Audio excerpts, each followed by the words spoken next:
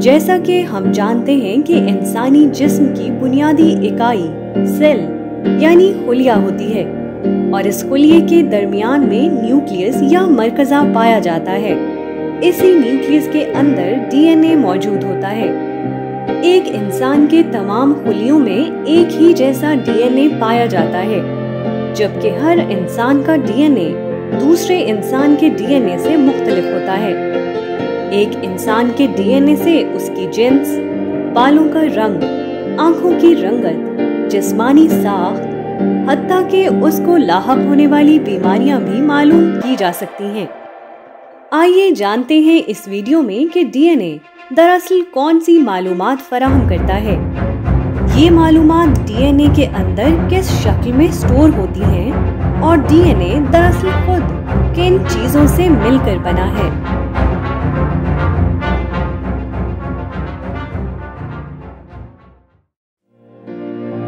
DNA का पूरा नाम डीऑक्सीराइबोन्यूक्लिक एसिड है, जिसका अगर लफ्जी तर्जुमा करें तो कुछ यूं होगा। डी मतलब निकल जाना, ऑक्सी मतलब ऑक्सीजन, राइबो मतलब शुगर, न्यूक्लिक मतलब न्यूक्लियस या मरकज़ा और एसिड यानी तेजाब। जानदार के पैदा होने से लेकर मुकम्मल होने हत्ता के खत्म होने की तमाम मालूमात और जीनियाती मवाद डीएनए में महफूज होती हैं और इन मालूमात से इस बात का अंदाजा लगाया जा सकता है कि एक जानदार की ज़ाहिरी शक्ल सूरत और जीनियाती मेकअप कैसा होना चाहिए। तमाम जानदारों में डीएनए जीनियात की बुनियादी इकाई या बेसिक के तौर पर मौजूद होता है। डीएनए न सिर्फ इंसान बल्कि जमीन पर मौजूद हर तरह की जिंदगी की तमाम तर मालूमात मुहैया करता है। ये न्यूक्लियस में इंतहाई पेचीदा शक्ल में महफूज होता है, जो बहुत सारे मराहिल से गुजरने के बाद प्रोटीन जैसी अहम चीज बनाता है, जो जिस्म को फाल बनाने में निहायत अहम तस्वुर की जाती है। डीएनए तमाम जानदारों के न्यूक्लियस में पाया जाता है, जबकि कुछ ऐसे जानदार भी हैं जिनके सेल में न्यूक्लियस मौजूद नहीं। लिहाजा ऐसे जानदारों में डीएनए सेल के साइटोप्लाज्म यानी मायाए हयात हिस्से में पाया जाता है।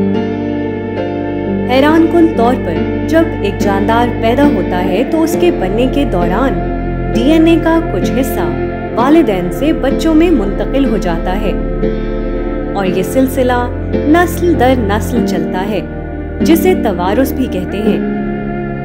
इस तरह बाज़ औक़ात बच्चे वालिदैन से बहुत मुख्तलिफ भी होते हैं।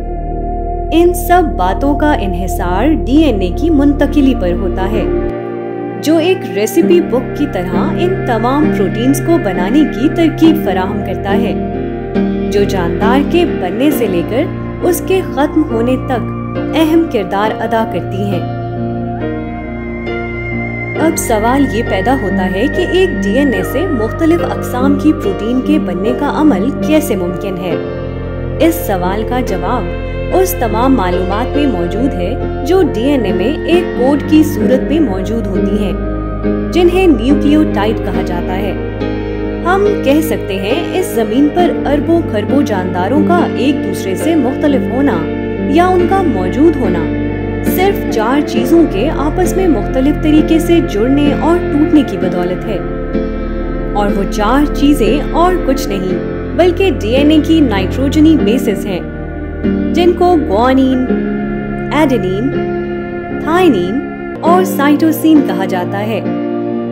ये कोड या तमाम मालूमात डीएनए में इंतहाई पेचीदा शक्ल में आपस में इतनी मजबूती से पैक होती हैं कि अगर इनको खोला जाए या अनवाइंड किया जाए तो इनकी लंबाई 70 बार जमीन से चांद पर आने जाने के फासले के बराबर होगी। और हैरानकुन तौर पर ये तमाम मवाद एक आम आंख से नजर न आने वाले सेल के न्यूक्लियस में मौजूद होता है। इंसान का डीएनए 3 मिलियन बेसिस पर मुश्तमिल है और इनमें 99.9% बेसिस तमाम इंसानों में एक जैसी होती हैं। और सिर्फ 0.1% मुख्तलिफ होने की वजह से हम इंसान एक दूसरे से मुख्तलिफ नजर आते हैं। बिल्कुल ऐसे जैसे हुरूफ़े तहज्जी के तमाम अल्फाज आपस में मिलकर मुख्तलिफ अल्फाज या जुमले बनाते हैं, उसी तरह ये बेसिस मुख्तलिफ तरह से आपस में मिलकर इंसान की ज़ाहिरी और जीनियाती खुसूसियात का तयन करती हैं। एक इंसान की पूरी जिंदगी 3 चीजों के गिर्द घूमती है: डीएनए, आरएनए और प्रोटीन।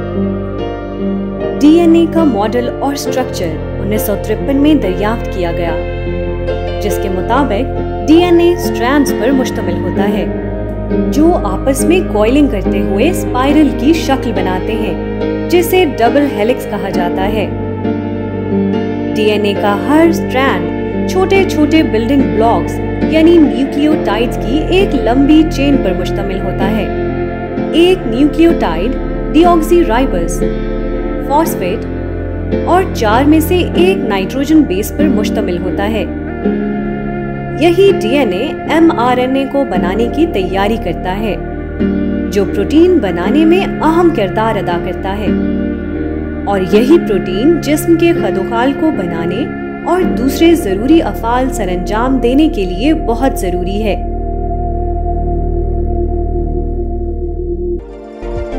प्रोटीन क्या है और इंसानी जिस्म में इसकी क्या अहमियत है? खुलिये की साख्त कैसी होती है? इंसानी खुलिये के न्यूक्लियस में कितने क्रोमोसोम्स होते हैं?